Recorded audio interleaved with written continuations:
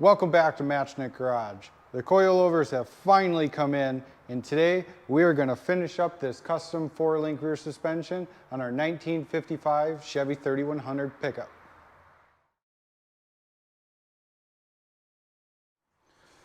Well, I got a little head start, and I bent up these upper coil brackets that, just out of some flat stock, put them in the vise here, hammered them over, nothing fancy. So I cut out these two flat plates, spaced them out with washers just so we can weld this on here, and that'll support the top end of the coilover. Now, just using washers so when I weld it on, I don't melt the bushings out of it. So we're going to put those on. I've got to make the other side yet, so we'll start here and we'll get that on there.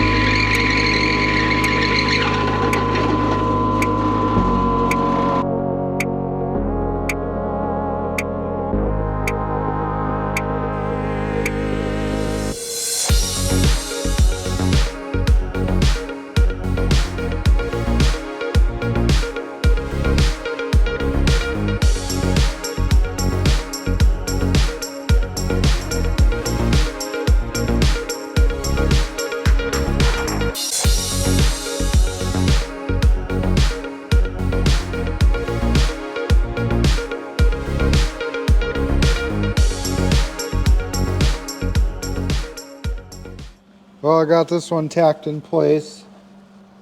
Just took some tube, cut the notches so it clearance the shock body right there. Got it tacked on. And then all of these sharp corners on there, I'll round those off when we do the final cleanup. So, but that looks pretty good. I just hope it squishes that shock down enough.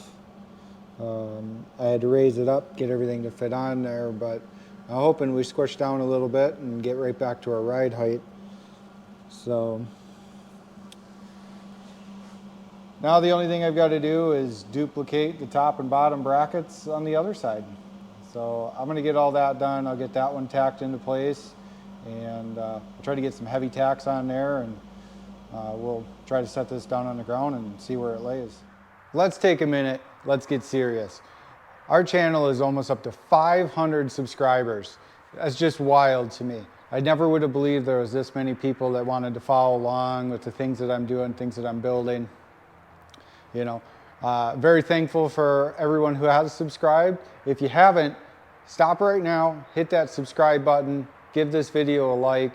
I appreciate it all. I can build a lot of things in this shop, but I can't build this channel without your help. Got the coilovers on, mocked up. Both sides got some heavier tacks on all the brackets so we can put some weight on it. So now we're going to work on the track bar.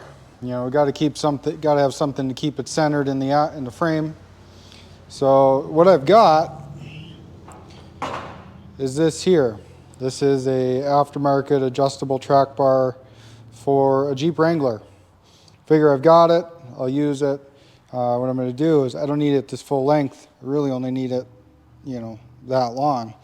So this is a hollow tube, so I'm going to cut that end off, clean it up, shorten it up to where I need it to be. And then we're going to go from right at this grind mark here, go from there up to the point of the frame here, right in front of the cross member that's going to be here. That'll give us plenty of room for our exhaust to come through on both sides, because we're going to have 2.5-inch duals straight out the back, and they'll come out on both sides of the frame. So I'm going to start there. I'm going to cut this bar in half, get that welded up, and then we'll make some brackets.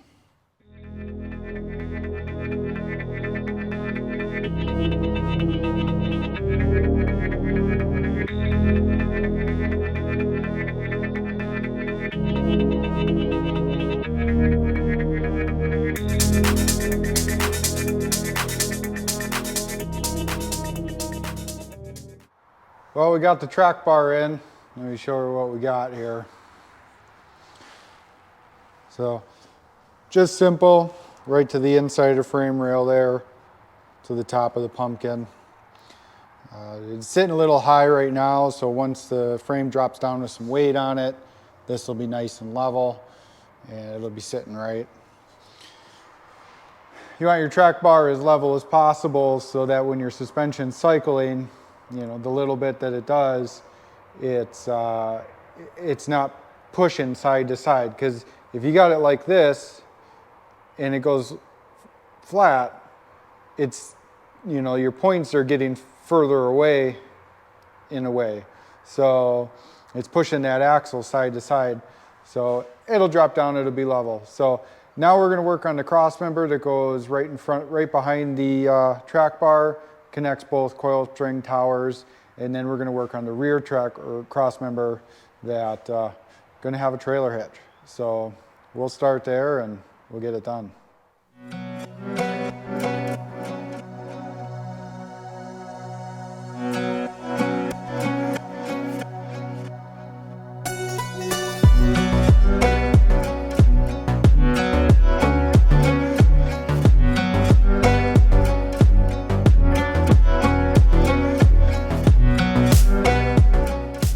Got the cross member in there.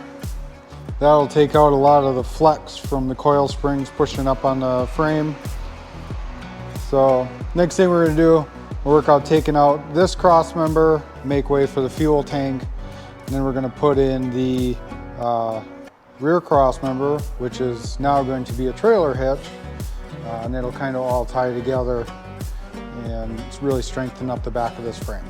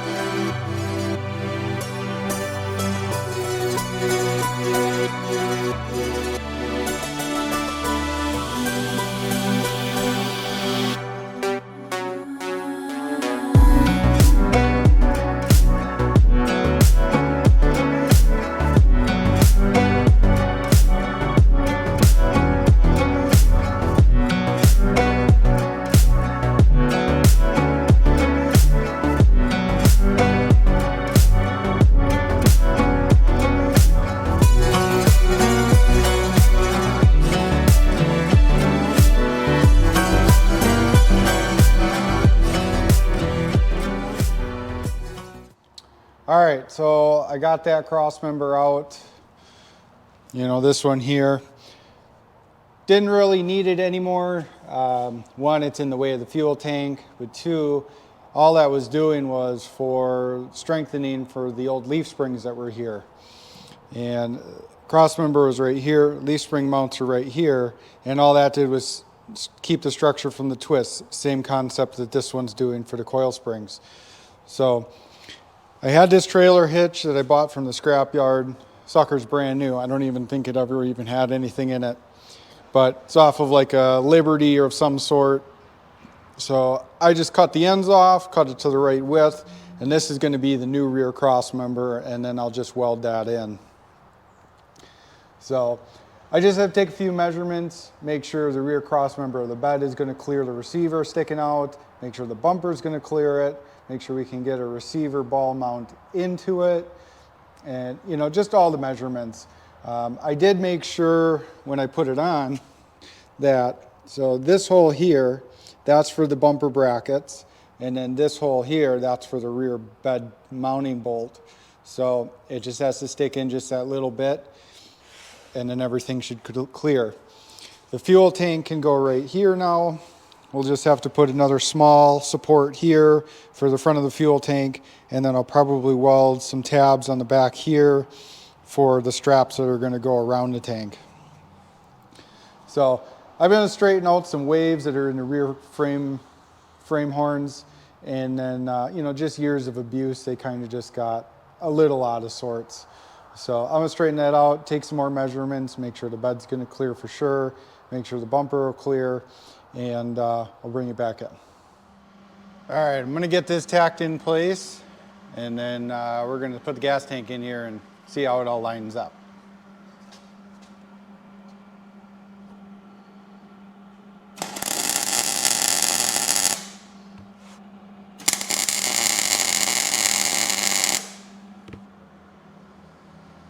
Looks like that frame rail here on this side is tweaked out just a little bit. Let's see if we can.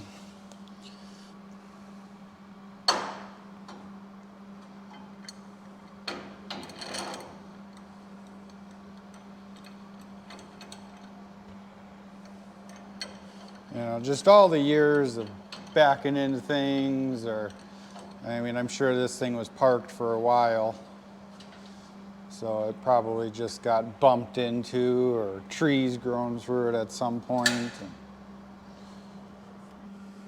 got a ratchet strap between the bottoms of the frame rails trying to pull them back in. I wish I had a long enough clamp to go side to side, but I don't. I think that's pretty good. I'm just going to tack these bottom corners.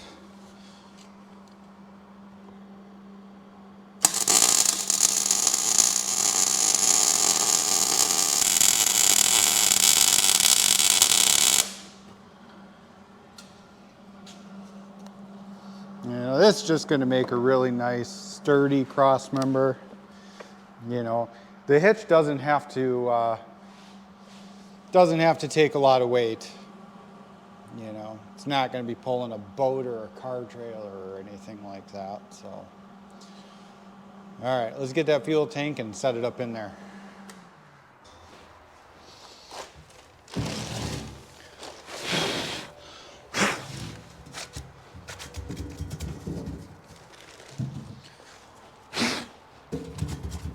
You know, figures it's just covered in grinding dust and this and that, but at least I taped the holes shut.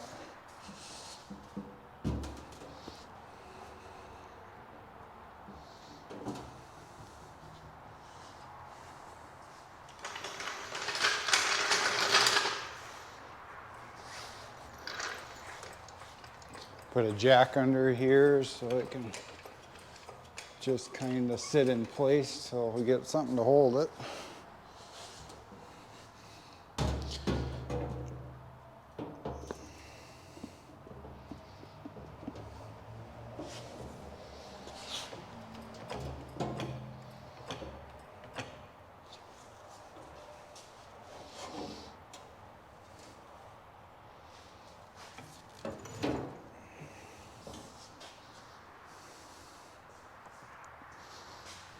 All right, that fits pretty good. I just kind of want it flush with the top of the frame. So that's gonna sit pretty good there. So I've got, of course you can't get it out now. Pull this out. I've got this cross member here, or support. I don't even know that I'd call that a cross member. This is off of the frame of that parts truck. So it is original materials. I'm just trying to see what the best way to put this in is.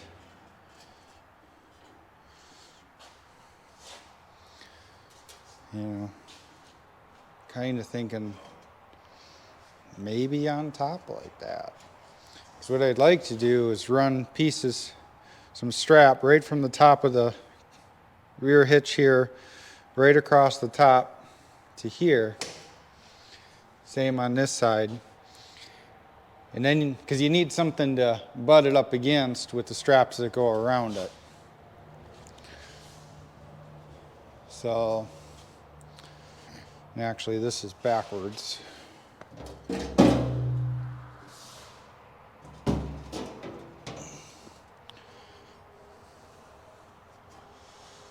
It's going to sit something like there. Now, this tank is from Tanks Inc. It was the best looking tank that I could find. I didn't like all the square, boxy, fabricated ones that are meant specifically for this frame. And they've got tabs welded on the sides, they just bolt on. Sure, that'd be easier, but I like the look of this tank. It's rounded, it's just, you know, it just looks classic as well. But this is a fuel injection swap tank. So it's got a hole for the filler neck that's going to come up through the bottom of the bed. It's nice that it'll be right towards the tailgate. It's got your spot for a sender in there. And then it has a spot for the fuel pump. So we can put whatever style or size fuel pump we need on there. And then it'll have the return and it'll have a vent. And then I've got a rollover vent for the end of the vent tube. So it really, you know, simplifies a lot of things in the future. I haven't got any of that yet, but you know, at least we got the tank, we can put it in here. So I'm going to sit here and think about this for a little bit, figure out what I need, figure out if I can even use this or if it's worth using. Maybe we'll just get some angle iron, bolt it to the, well, now that's not going to work either because we've got the bed cross member here and we need to be able to get at these bolts there. So we might have to move it forward just a touch. I don't know. Let me think about this and then I'll get back with you with the plan. All right, so this is what I came up with. I've got these 1/8 by 1.5 straps. They are welded to the back of this tube. They go down around, they follow the curve of the fuel tank, and then they're welded to this brace that I took out of that parts truck, and then that'll get welded to the frame. So I left enough room in here so that I can put some like 2-inch wide like rubber or something in there, and we'll put that all the way around between the tank and all the straps. So there's plenty of room to move it around so it's not rubbing on the hitch or rubbing on the cross member, so we don't get any holes in the tank over time. And then I had it up flush with the frame, but then this is the bed cross member, and I had no way to get the lines from the pump, you know, through the cross member. So I dropped it down about 1 inch, 3/4 of an inch, somewhere around there. And that'll give us plenty enough room, snake the lines through. And then we'll pretend this is the bed floor. I've got plenty of room above this cross member to get them into the frame rail over there. So I think this is where it's gonna land. Looks pretty good. The only thing I got to do now is just fully weld the straps in, and then I've got to make the bottom straps. And for that, these came with the tank.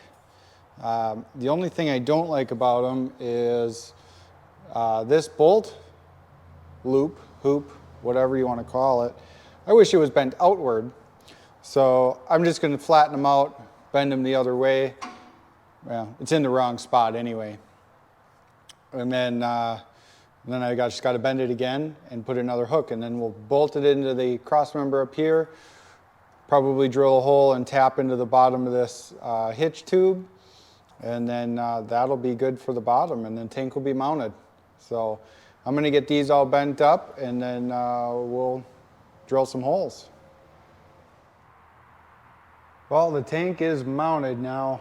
I got all the straps made and got that in, all bolted up, sitting on its own. Let's check this out.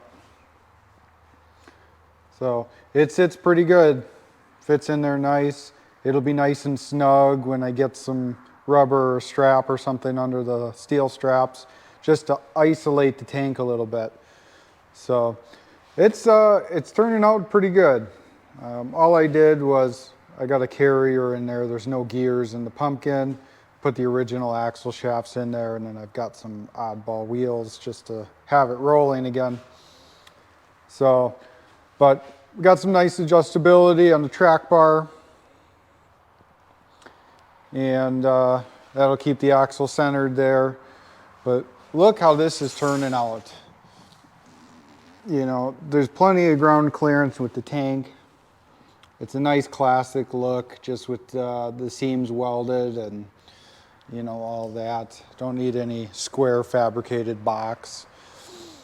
So I know it's kind of like, well, why are you worried so much about, you know, a classic look, but you got coilovers on it? Well, I want it to ride good, but also look good.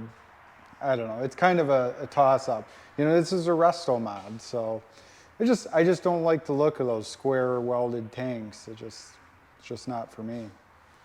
So I think that's what we're going to call it today. It's like 1 o'clock on Friday. I've got a couple hours to get the video edited and uploaded, and that takes way longer than anybody ever thinks. I know I never thought it took this long. So don't forget to subscribe. You know, this project's going to go on for a little bit here, let's be honest. You know, it takes a lot of money. Just a normal guy. I've gotten called out numerous times this week, go out on service calls, and I've been just jumping back and forth and all over the place. So it takes a minute. So subscribe, follow along, give this video a like if you're into it. But thanks for watching.